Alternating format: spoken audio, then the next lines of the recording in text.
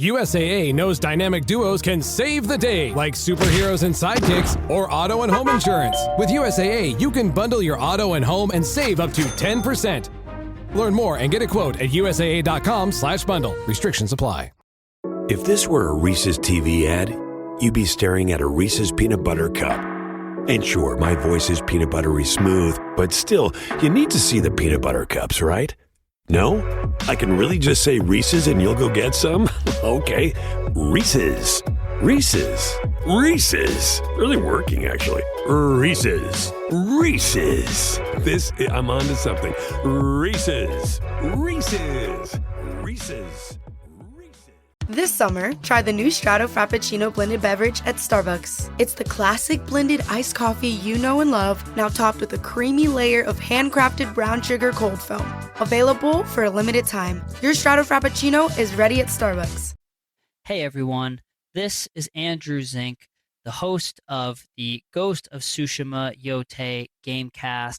I want to welcome you to the show and let you know that you can reach out to us via email or find us on Blue Sky. All of the links are in the show notes. You can join the Robots Radio Discord to chat with us directly, and you can listen to this podcast on any podcasting platform that you listen to. Thank you for listening and enjoy the show.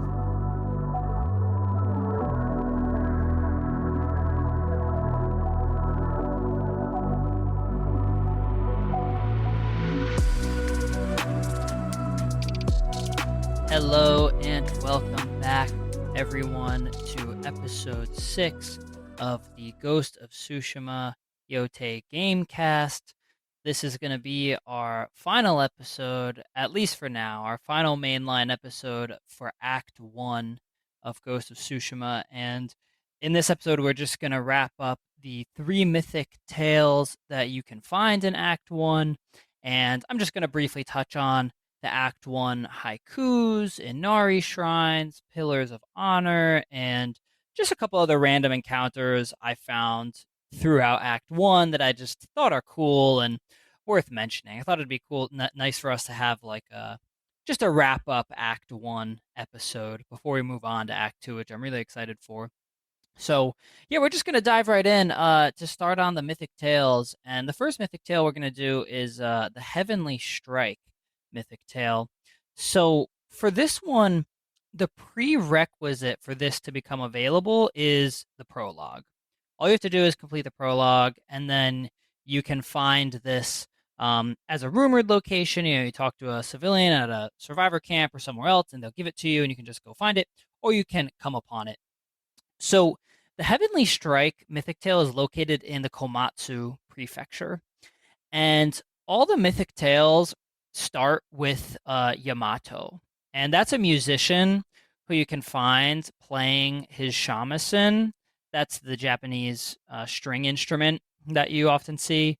So he'll be sitting at a spot playing the shamisen, and most times there's people listening to the tale that he's telling. So he's the one who kind of gives you the quest and kicks it off every time, basically. So with this quest, you start by approaching Yamato, and you find 2 to 3 dead civilians around him. So, pretty disconcerting scene. So you show up, and Jin asks him what happened. And Yamato says that a fearsome warrior killed the people there and demanded that Yamato tell him the tale of Shigenori's Heavenly Strike. So he says that after not hearing the answers that he wanted, he flew into a rage and killed everyone nearby. And I guess those are the 2 or 3 bodies right there. So Jin and Yamato don't really know what he wanted from that point. But obviously, we can assume, he wanted to learn more about the Heavenly Strike and where he can get the information on it. So at this point, and this happens with each Heavenly Strike, with each Mythic Tale, there's a really cool cinematic scene that opens up where it's kind of like an ink scripture cinematic scene. And it shows you some images in like an ink sort of illustration with Yamato narrating over it. So I'm just going to read what he said. It's not super long.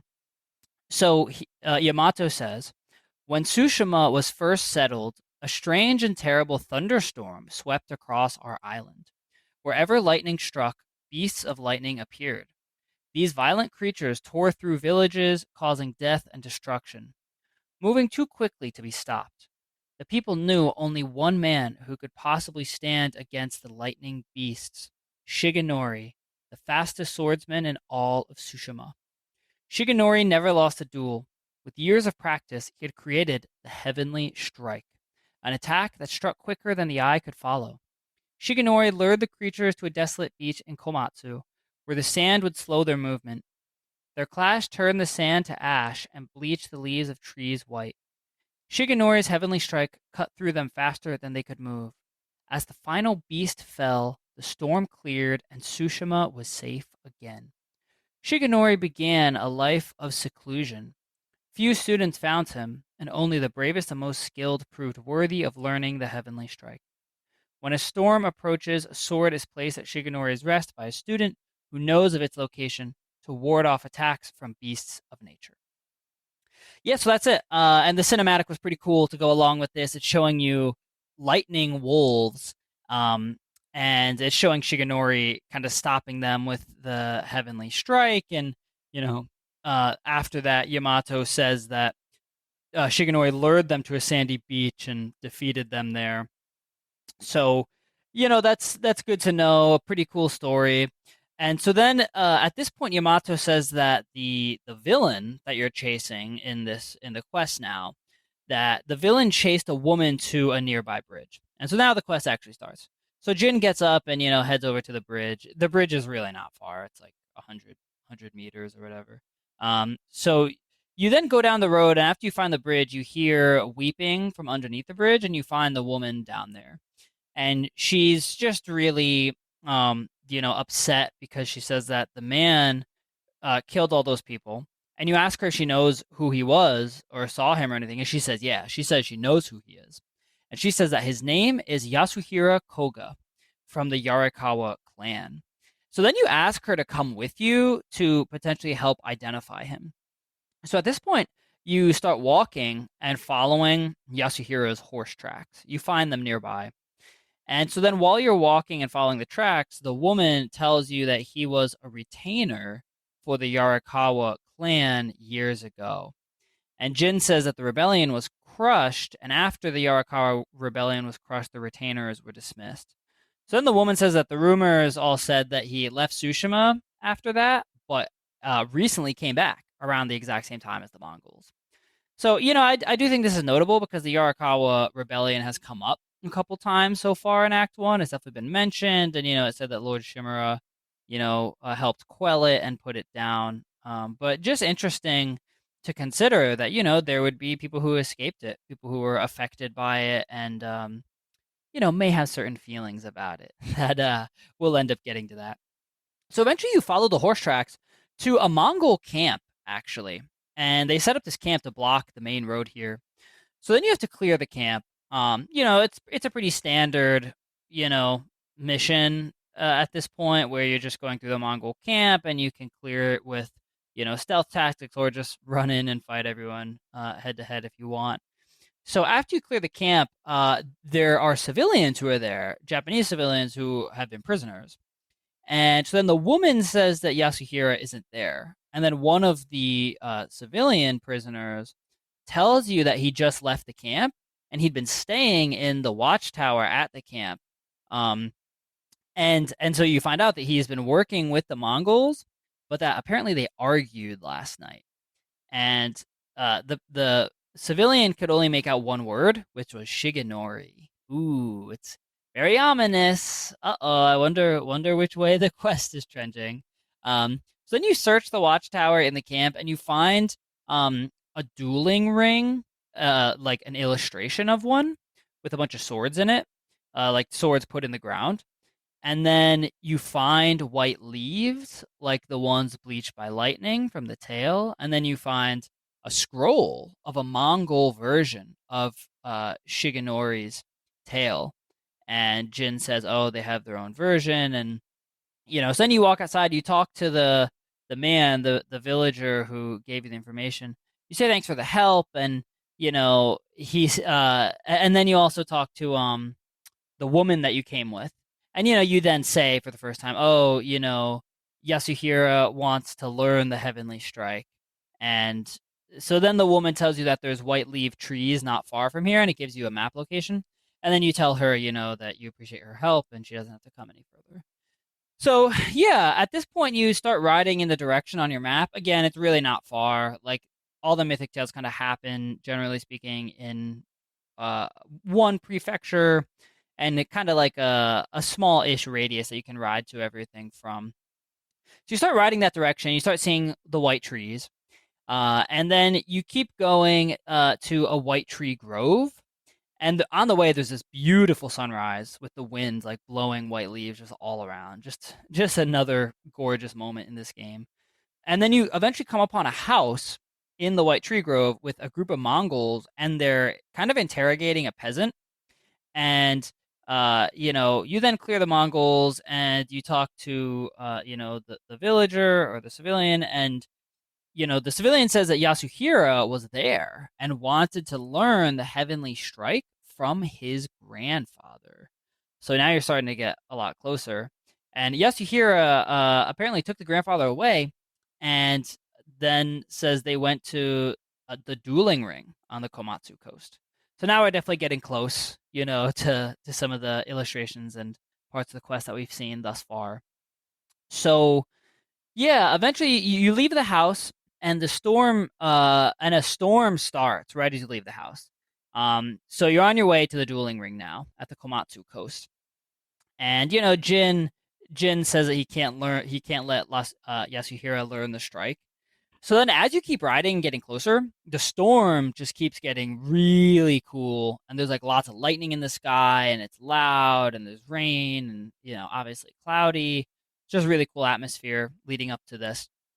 So then eventually you arrive at the Komatsu coast area, and you have to cross a downed tree over a gap to reach what is called Shigenori's Rest. And so it's kind of up on like an isolated cliff. It's large, but there's no way to get to it other than the downed tree that goes over the chasm. So then you find Mongols who came with Yasuhira, and you have to clear them from this initial area after you cross the tree. So then after you clear the Mongols, you arrive at the dueling ring. The dueling ring that you've seen pictures of, and now you're seeing it in real life. And you find that the grandfather has been killed, which is very sad and very unfortunate. And you examine a blade that's been stuck in the ground and some bloody footprints. And then you look up in the direction of the bloody footprints, and there he is, Yasuhira, the guy you've been looking for. So then a cutscene starts where Jin calls him, the butcher of the Yarikawa rebellion. And then he says that Jin was just a child when Yarikawa burned, and that he has spent the last 15 years dreaming of cutting Lord Shimura to the bone.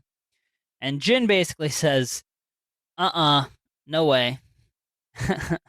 Ain't happening, dude. And so then, Yasuhira says that he's learned the heavenly strike, and now he's going to show you. So then this duel begins, and this is an awesome duel. As the duel is about to start, there's these massive lightning strikes that start to hit the ground around you, and it's almost blinding. Like, it's this blinding blue light that like pops up. And so that's really cool. And then there's awesome music. There's just awesome music. And again, this is a real duel. Yasuhira has a real health bar. So pretty cool duel. And Yasuhira uses the heavenly strike on you a couple times here and there.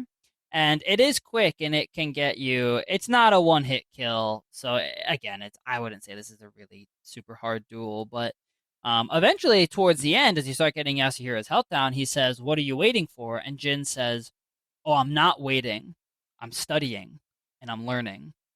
So eventually, you keep winning the fight and getting his health down. And then as he has only basically one strike worth of health left, you have learned the move from watching it. And something pops up on the screen, and it says if you press a triangle, circle, a button combo on your PS5 controller, you can kill Yasuhira with the Heavenly Strike. And so then you do that, and he's not technically dead. He's like stumbling, and he's basically bleeding out and about to die. And then he gets blasted by lightning, and he's like on fire, and then he goes to the ground and collapses. And that's the end of the duel. So at this point, there you have one last quest objective, and it's to walk over to the grandfather, and you press the right trigger to honor the dead. And so then the sun comes out, and Jin bows to honor the dead.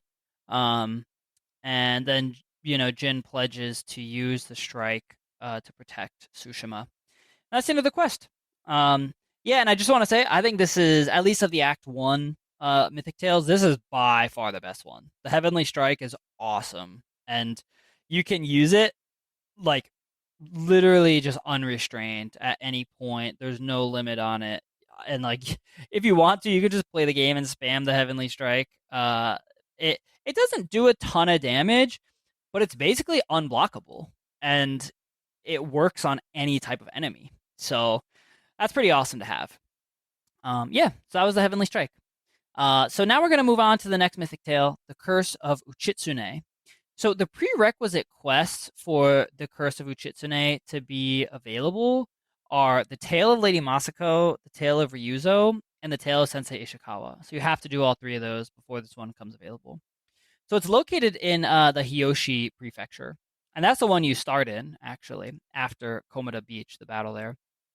So you can find an NPC at a survivor camp, and he says he can't sleep since hearing the stories about masked men in bamboo forests of Hiyoshi Springs who call themselves the protectors of Uchitsune's longbow. And so he says that the musician in Hiyoshi Springs can tell you more.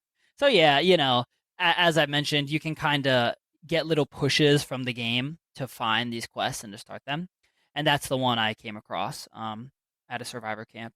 So then, you go to Hiyoshi Springs, you find Yamato, and this time Yamato is playing the shamisen with a big group sitting and just listening. As you approach, he says, "Oh, Lord Sakai, come listen to the tale." So then you sit and, you sit down and listen, and another ink scripture cinematic begins. And I'll read it here. So then Yamato says, "Long ago, an emperor and his palace were plagued by a winged demon. The emperor sent for Uchitsune, the most renowned archer of his time, who wielded a bow blessed by a kami. When the demon next came, Uchitsune was ready. Longbow in hand, his aim was truer, and his arrows flew further than any archers in Japan. Uchitsune loosed a single arrow. It pierced the demon's heart. As it fell to the ground, it cursed Uchitsune with its final breath. Soon after, Uchitsune saw the forms of the demon everywhere. His legendary bow never missed, but each arrow that hit its mark was met with a very human scream. The trail of bodies led to his capture. Though many called for Uchitsune's death, the emperor felt pity for him. Uchitsune was banished to Tsushima Island. He died years later, alone and forgotten by all but a few. The demon-slaying longbow has remained hidden here since his passing.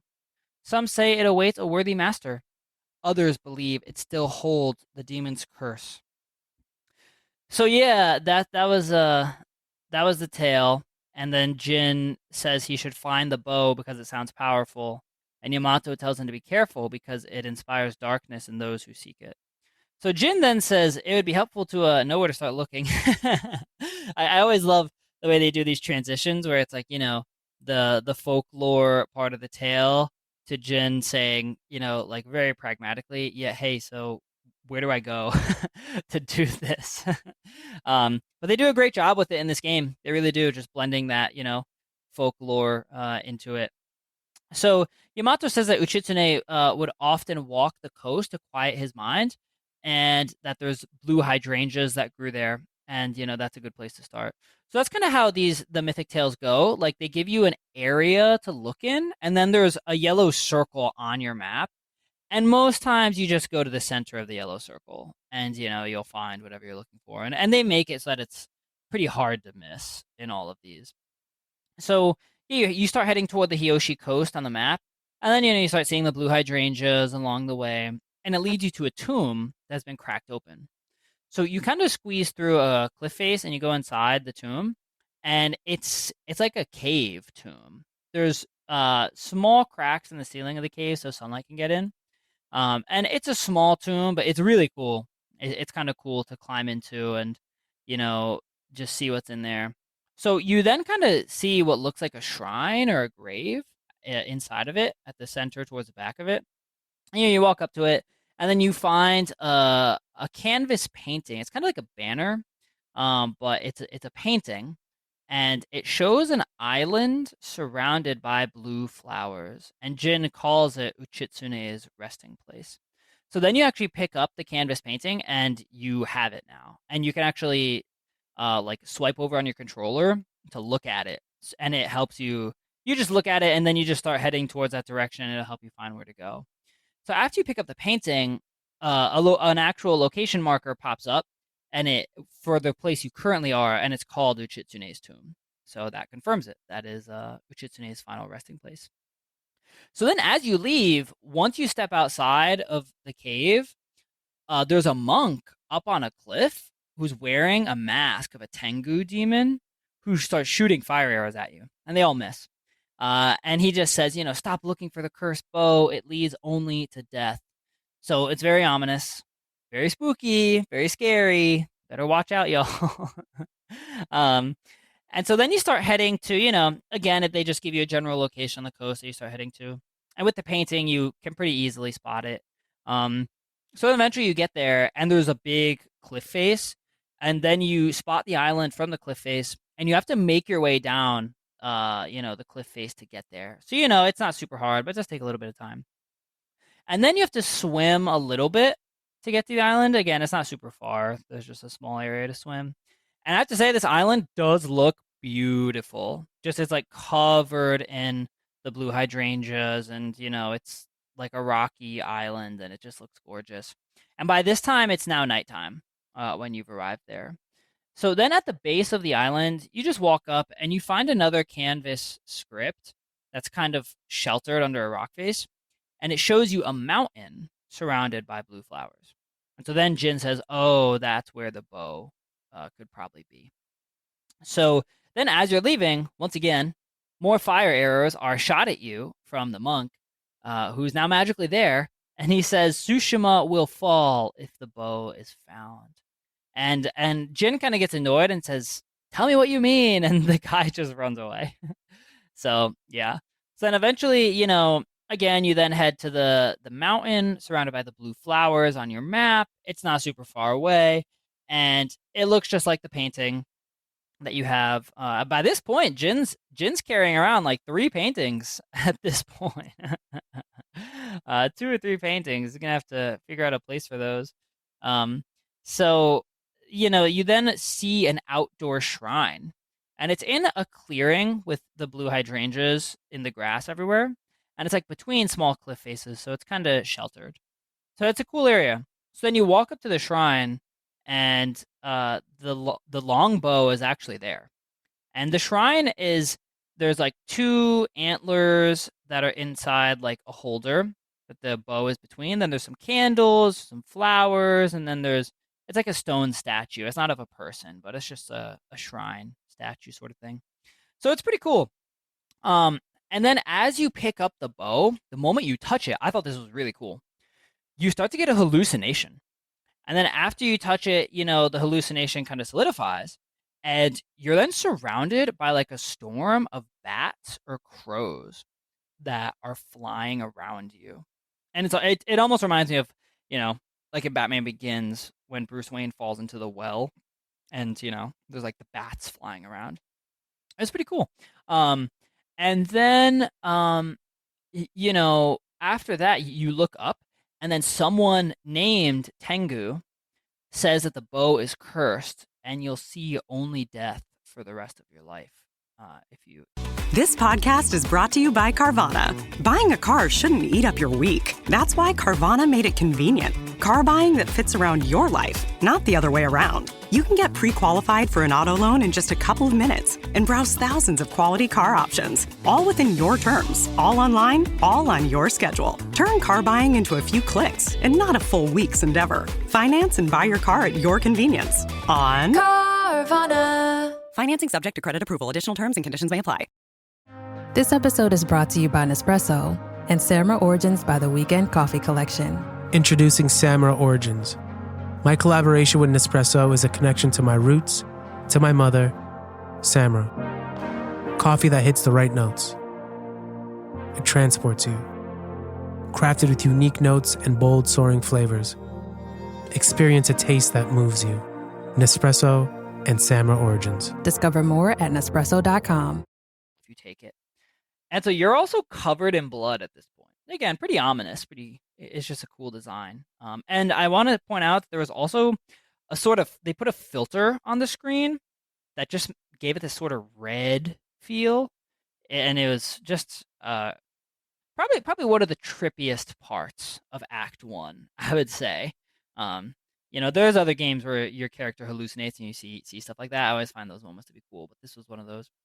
So then something really cool happens. The Duel of Demons actually starts, and they call it that, the Duel of Demons. And I like that each of the Mythic Tales has a duel, and it gets its own name with the Japanese lettering that comes on the screen, and it goes like Duel of Demons. Yeah, so that's pretty cool. So then you have to beat the Tengu demon. He has a health bar. In this one, there's no music. So again, I always just find the atmosphere to be different and cool in each of them. So it's a pretty cool scene. You got the bats flying around. That's kind of creating like the dueling ring. There's no music. You're just fighting the demon with the Tengu mask. So eventually you beat the demon, and the demon falls. But then you fall too. And you fall to the ground, and you see Jin kind of holding his chest. And then the screen cuts to black. I have to say, in this moment, I really had no idea what was going to happen next. A part of me thought it'd be cool if, you then like stay in like an hour-long like trip or something.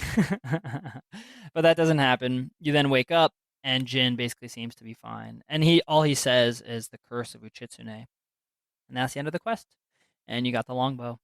So there's one thing I want to point out about this. One of the things that occurred to me is, what if you didn't do this quest? Would you get the longbow somewhere else in the game? So I then looked it up, and I found some Reddit posts from various people who played the entire Ghost of Tsushima game and never did this quest. So they just didn't have the longbow the entire game. But I thought that was kind of funny. And I thought that about one of the Sensei Ishikawa tales, where I think it's the last one in Act 1, the 4th or 5th mission. That's where you get the fire arrows. And then I thought, like, well, what if you're somebody who just blows through the main story and then just blows past like all the side quests? We just not have the fire arrows.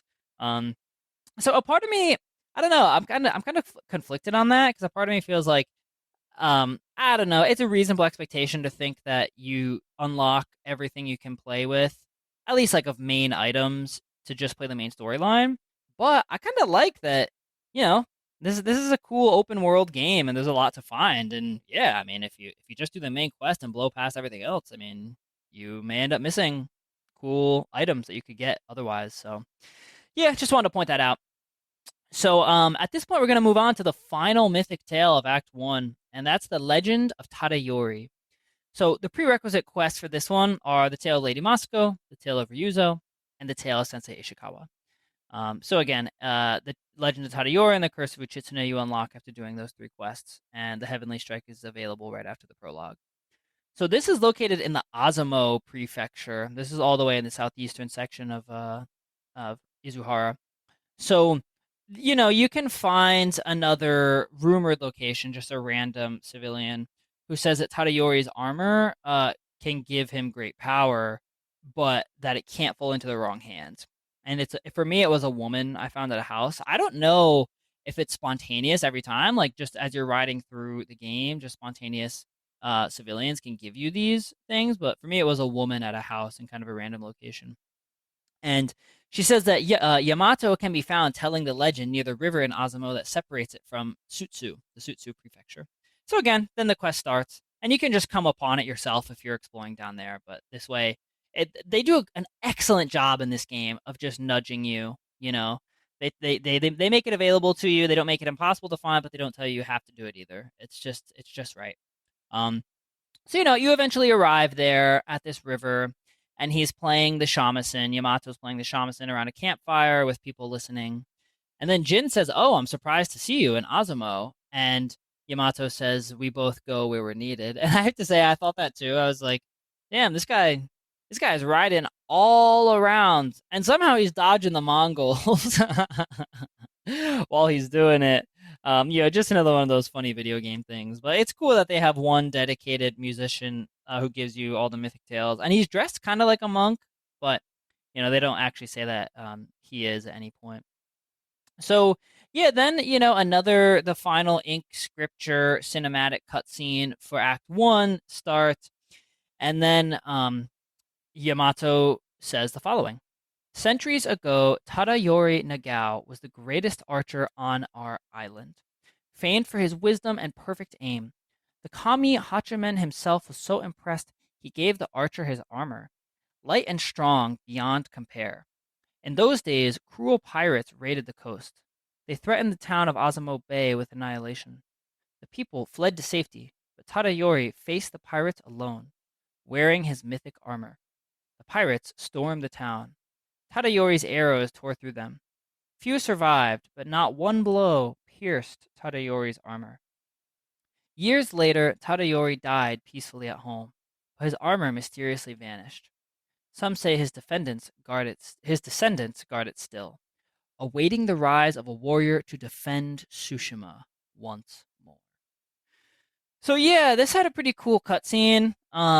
It's just showing you the ink scripture, and it's showing pirates, descending on Azamo Bay, and it shows the armor. It's showing Tadayori with his bow, wearing the armor. So just a really cool way that they incorporate folklore into the game, and again, they just do a great job of showing you Japanese folklore and culture and the way it would be talked about or portrayed, and then bouncing you back to the real game quest.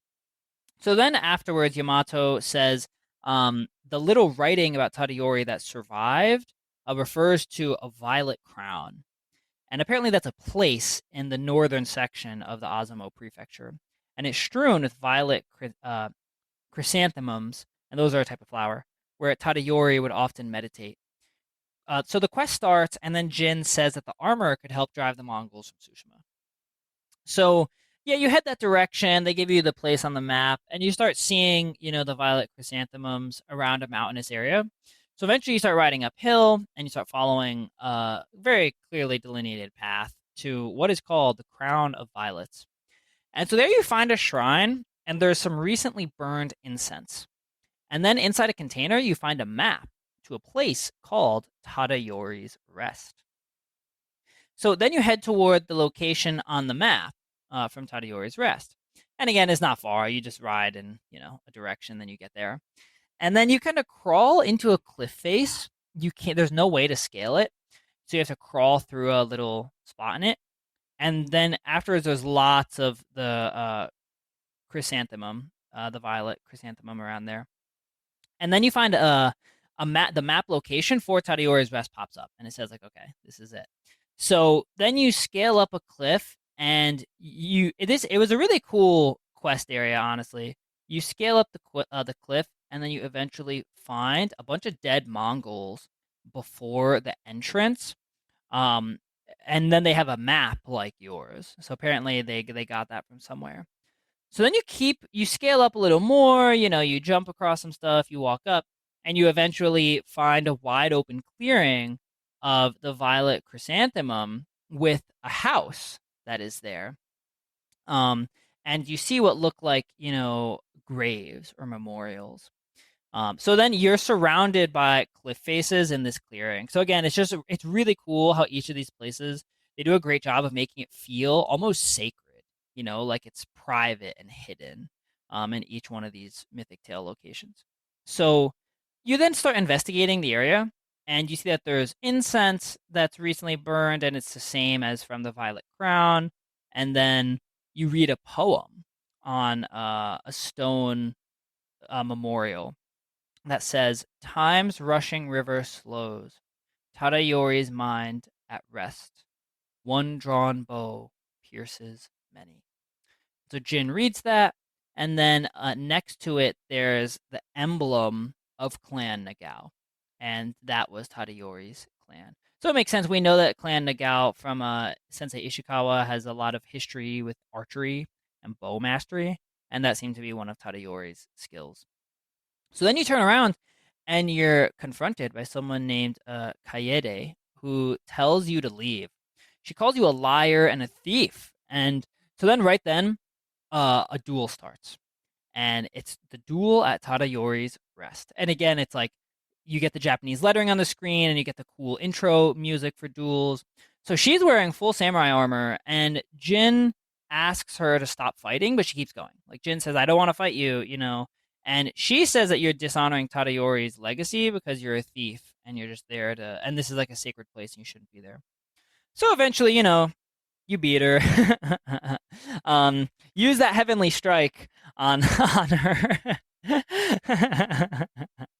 And then after you win the duel, she like stumbles back. She says stop, and she introduces herself, and then she says that she's the last of Tadayori's line.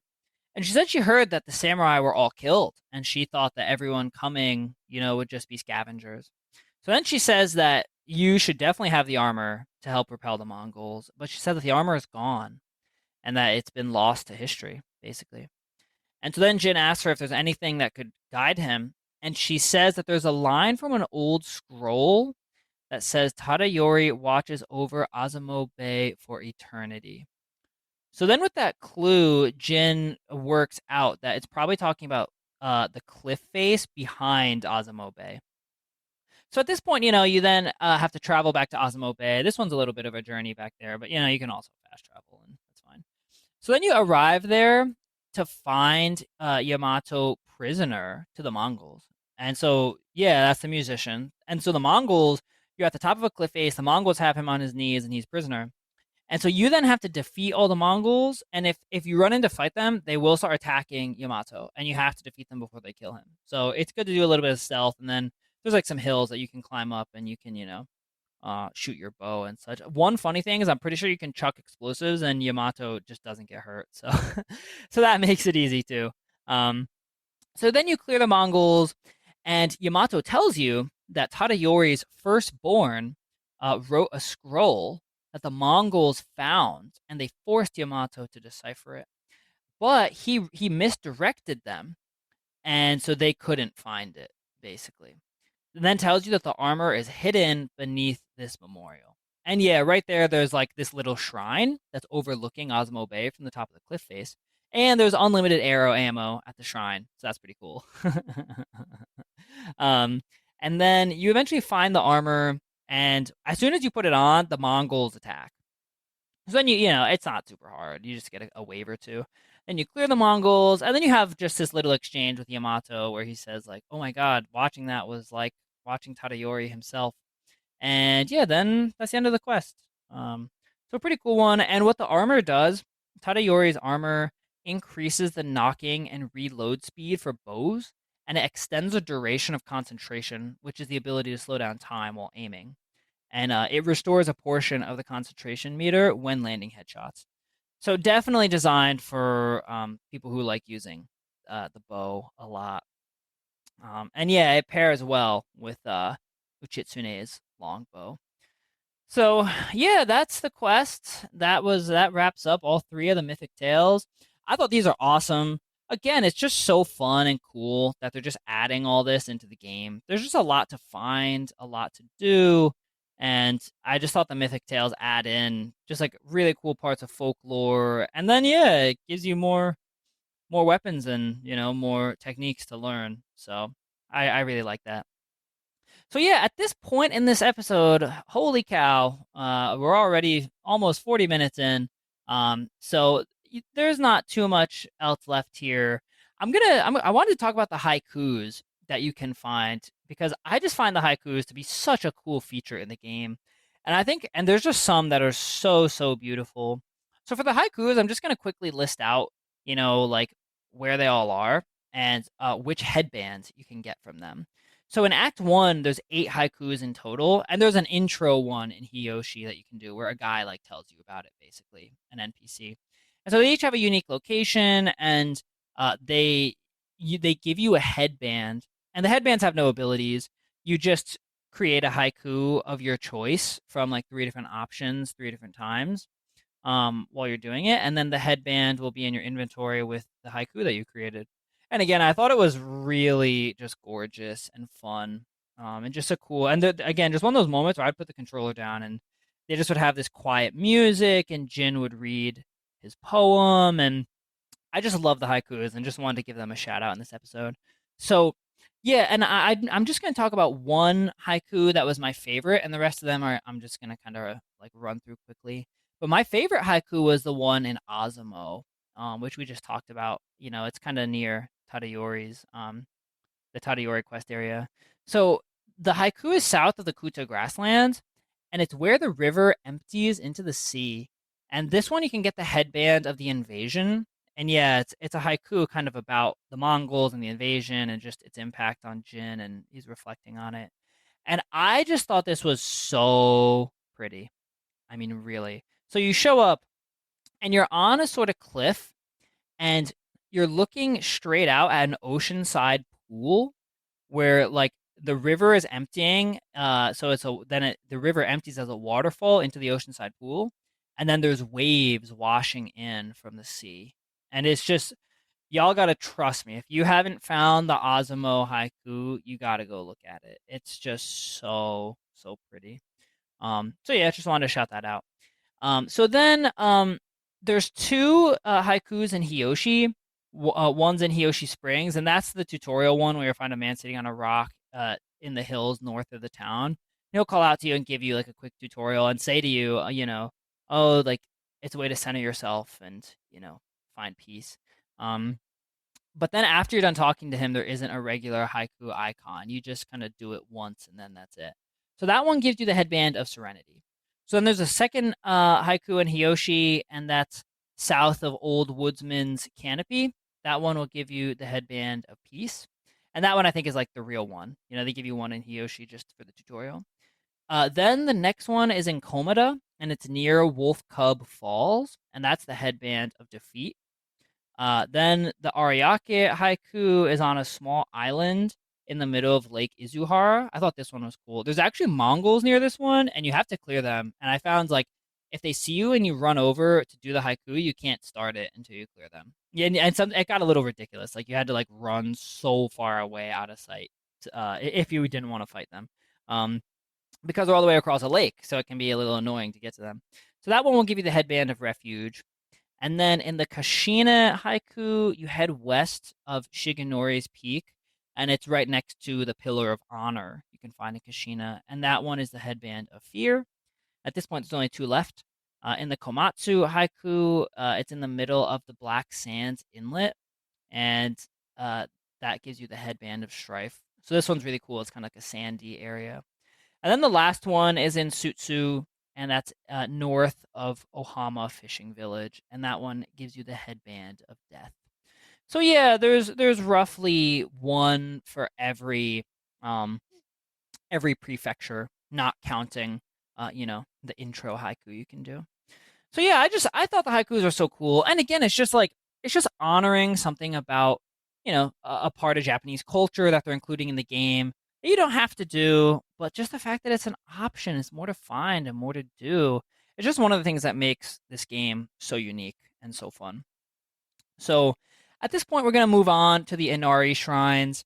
There's 22 Inari Shrines in Act 1. I'm not going to go through and cover all of them. And kind of for all the remaining collectibles and locations we have, I'm just going to run through kind of what they are, just a couple things about them, and that's going to be it. So yeah, I found out about the Inari Shrines because there's 3 women at a camp in like the middle of a forest near the Kaneda Inlet, and that's near Castle Kaneda, obviously where you fight Khotun Khan to start. And you can come across them and they'll just tell you to seek them out. Say, oh, the Inari Shrines, they honor Inari and, they can bring you peace. So, and you can find them. So with the Inari Shrines, the location on the maps are fox dens. And what happens is you come across the fox dens and then a fox pops out of the den and it starts running in a direction and you follow it. So this is like just another cool thing in the game. All the Inari Shrines have like just really beautiful, peaceful locations. And they're just these little shrines where it's like you show up with the fox and you kind of honor the shrine. And these unlock charm.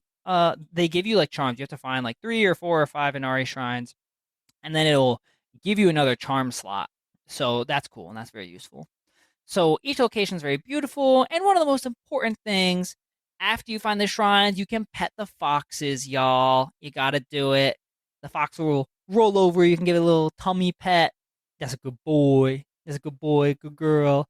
Yeah, so that's cool. What are the GameCube pet foxes in, right? So cool. So yeah, my favorite Inari Shrine was at the Wolf Cub Falls Fox Den.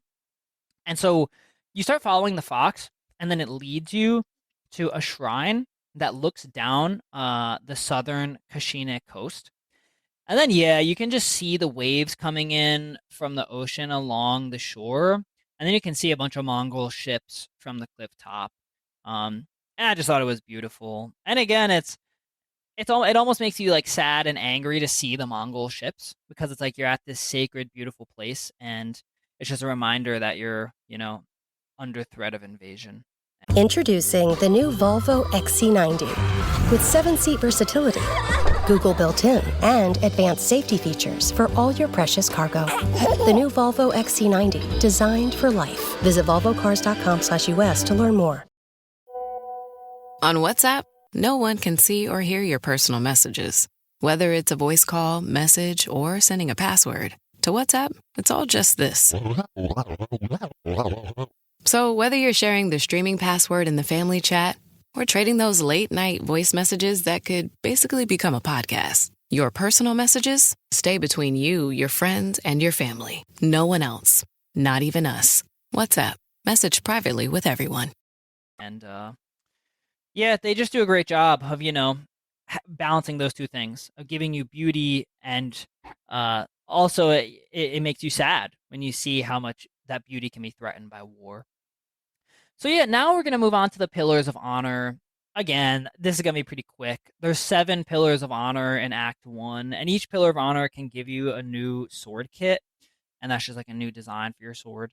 So my favorite one of the Pillars of Honor was the Hidden Springs Forest Pillar of Honor at the southern edge of the Hidden Springs Forest.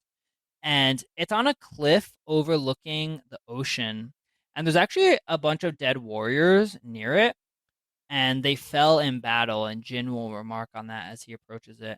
And so, yeah, I just thought this one, it just felt very emotional because you can see smoke off in the distance. And when you find it, the sky looking towards the ocean, it kind of has this hazy orange glow that gives this very somber feel to it. And obviously, it's like you don't really know what happened to the warriors, but the impression is that, I don't know, maybe they were samurai and they were trying to defend it from the Mongols. So yeah, it's just a very emotional, kind of somber place to be. And yeah, again, just the fact that they added in Pillars of Honor, it's like there's all these collectibles and more stuff to find. So that's really cool. So at this point, yeah, we're coming up on the end here, and there's a bunch of other collectible items and locations that you can find. So I'll just kind of run through some of what they are. So there's Shinto shrines. And each one of the Shinto shrines is marked by a torii gate. These have some beautiful, beautiful locations that you can find. And the Shinto shrines, this was something that happened to me, but they got referred to as kami shrines by a monk I found in the Kashina Hills. And it's just in this spot with beautiful pink flowers, and he'll just tell you to seek them out. So again, it's kind of a random encounter, but that's what happened to me. And then there's a trophy that I think it's called Friend of Kami. On PlayStation that you can unlock if you find them all. So yeah, I only ever see them mostly referred to as Shinto shrines, but interesting that they're called kami shrines by this monk in the game.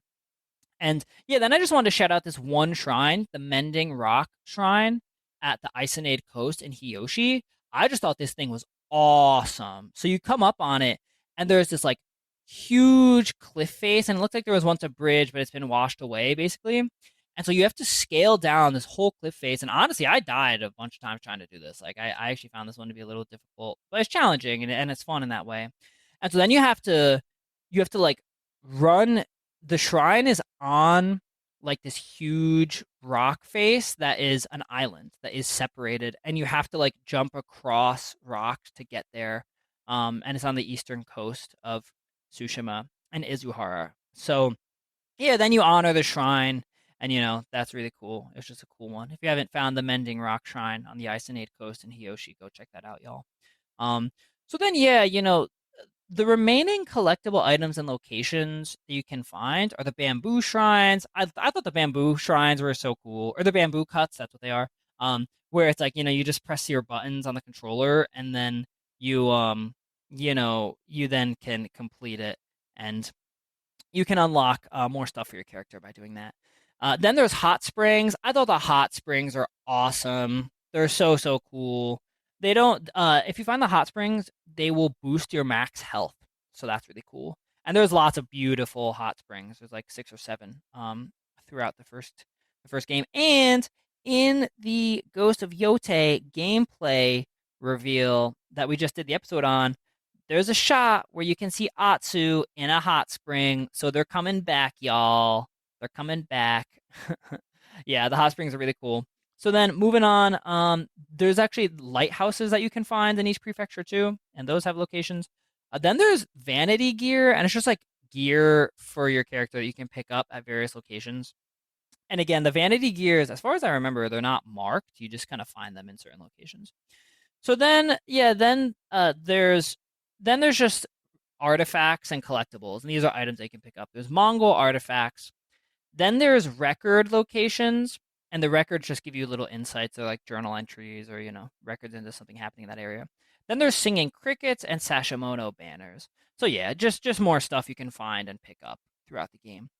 So yeah, and then for the final part of this episode, I just made a couple miscellaneous notes just for random encounters you can find, and then yeah, miscellaneous notes of stuff I found. So when I was riding around Kashina, I actually came across this encounter where there's a samurai, and you're riding up, and it's just like you're riding up a hill, and it's a super burnt area. Like the grass is all charred, and the trees are all like burned and down. And so you find a samurai who's in the top of a watchtower, and you hear explosives as you're getting close, and you see him like blowing up Mongols. And so immediately I was like, what is this? So you ride up and you help and you clear the Mongols. And then, it's at this place, and it's closest to Wolf Cub Falls. So actually, I think Wolf Cub Falls is a pretty cool region, because I mentioned that a bunch of times in the last like 15 minutes here. There's a lot of cool stuff around Wolf Cub Falls in Kashina. And yeah, so then you clear it and you just go up and talk to him. And he's got fire arrows and a bunch of other like black powder bombs and stuff up there. So cool to re-up on that. And then yeah, you just have a little talk with him and you say like, hey, good job, keep fighting. And again, this is another one of those moments where I really wish you could add him to your forces. Where it's like if there's some sort of like military readiness score, like in Mass Effect 3 or something like that, it'd just be cool to build out your army from random encounters like that. But yeah, that's it. I mean, it's not marked. There's no quest. You don't really get anything from it. You just come across it, and that's just something that happens in the game. So I thought that was cool. And then yeah, at the Kashina bamboo cut, you can find a white dye merchant. And I just thought this was cool. It's just a guy who sells you specific items that are cool white dyes. And yeah, I just thought that was cool. I came across that. I feel like I found everything that there was to find in Act 1, but this white dye merchant made me feel like maybe I missed something. Because, I mean, I don't know. I just did not know this was there until I found the bamboo cut. And I bet some people could do the bamboo cut and maybe just run away and leave and not even ever see the guy there. So that's true too. And then, yeah, the one last thing I wanted to mention is just about Komeda, just the Komeda prefecture in general. There's a lot of cool stuff you can find in Komeda. And so near the Komeda's beach landing at the very start of the game in the prologue is the samurai camp. And so it's cool. You don't really see it that much in the prologue, but you can ride back there and you can see like where all the samurai of Tsushima set up their camp before they charged down the hill. And so it's just like kind of cool and somber to see what it looks like. And the Mongols have taken it over, and it's now a marked location, actually, the samurai camp. So you can go there, clear the Mongols, and then, just kind of look around. Then there's on the Komada Inlet, there's a beach camp, and there's 3 Mongol ships. They're not full-size warships, but they're like larger landing craft. So there's 3 ships on the shore, and there's only 3 to 4 Mongol soldiers nearby on the road. So you just clear the Mongols real quick, and yeah, there's no quest or anything here, but you can get some supplies, and then it's just showing you, like, a ship like this looks like it would hold like 20 or 30 Mongols. So, it's just showing you a spot where, like, if, 3 Mongol ships carrying 20 or 30 soldiers came up, I mean, that's then 60 or 70 of the most well-armed, well-trained soldiers across planet Earth at this time period that then are just roll up in Tsushima. Like, and it's just a reminder, interesting to think about, how fickle life could have been for people in this time, where it's like one minute you're fishing, or you're hunting and you're living your life, and the next minute you're seeing, 60 or 70 well-armed soldiers. You probably don't even know where they came from. Like, you're just like, who could this be?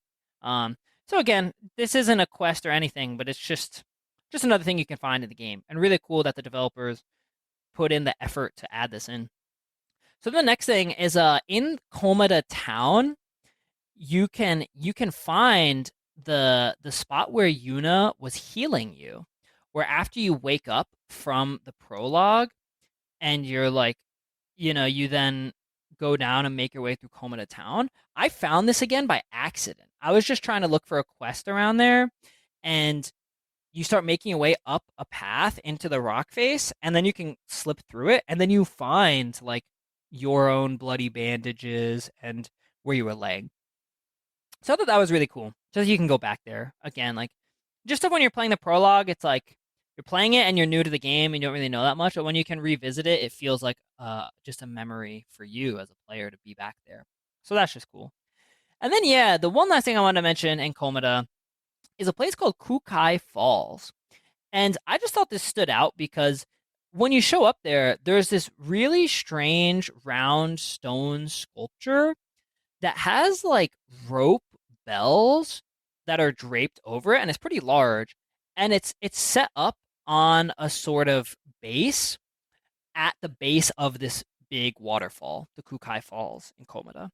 So I just was like, this is so interesting because there's just nothing here. So then it turns out right there actually is a place called the Spring Falls Shrine. That's one of the Shinto shrines. So you eventually, like, make your way up there, and that's another beautiful one. But the strange roundstone sculpture isn't really super close to it. So I don't know. I just thought it was cool and worth mentioning. And then one last thing I thought was interesting is that on the Ghost of Tsushima wiki page, it says for the Kukai Falls location wiki page, it says that the Kukai Falls is the home to the Spring Falls Shrine and the Hiyoshi Haiku. But I'm pretty sure that's not right, because it's not really in Hiyoshi. It's close on the border, but then I also went and looked, and I checked both Hiyoshi Haikus, and they're definitely not there. And as far as I know, there is no haiku at Kukai Falls, and the Komada haiku is at a different place than this. So yeah, just interesting to come across that discrepancy. I guess I'm really learning this game pretty well now at this point. But yeah, and that is our final miscellaneous note, our final random note, and that wraps up all of that wraps up Act 1. It wraps up all the Mythic Tales, the haikus, Inari Shrines, everything else you can find, random encounters for Act 1. So, yeah, hey, I hope you all enjoyed Act 1. I've had a really fun time doing this. And yeah, I hope you enjoyed this episode, just kind of providing some closure, some cleanup for Act 1, so that we can now move on to the main quests in Act 2. I'm really excited to start doing that. And if there's anything in Act 1 that, if y'all are listening to this and you want to hear more about, if you wanted to hear, like, a deep dive into the Pillars of Honor or the 7 of them, or, talk more about the Shinto shrines, or if you want an episode about the Act 1 hot springs, listen, nothing would make me happier than to record an episode about all the hot springs. So, hey, I hope y'all have enjoyed all of this. And if you are pursuing any of the Mythic Tales, if you're looking for any cool new techniques, any cool armor, watch out. Don't eat magic mushrooms along the way. Keep an eye out for hallucinations. Keep an eye out for scary monks wearing a Tengu mask. Stay safe, everyone. Until next time.